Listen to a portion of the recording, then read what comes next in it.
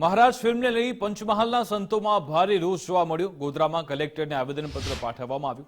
અખિલ ભારત સંત સમિતિના નેજા હેઠળ આવેદનપત્ર આપવામાં આવ્યું। મહારાજ ફિલ્મ રિલીઝ નહીં કરવાની માંગ કરી, પોતાની માંગણી સરકાર સુધી પહોંચાડવા રજૂઆત કરી। આગામી સમયમાં આંદોલન કરવાની પણ ચીમકી ઉચ્ચારી।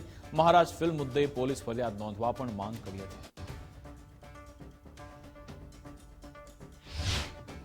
હંમેશા સનાતન ધર્મને નીચું બતાવવા માટે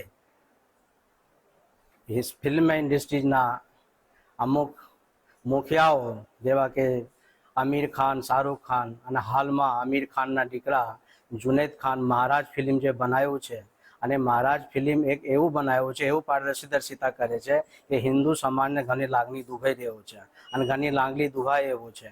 તો અમે આજરોજ અખિલ ભારત સંત સમિતિ તરફથી સાહેબશ્રીને આવેદનપત્ર આપ્યું અને એ સરકાર સુધી પહોંચતા કરે અને સરકાર એમાં કડકથી કડક પગલાં ભરે એવી અમે આશા રાખી છે।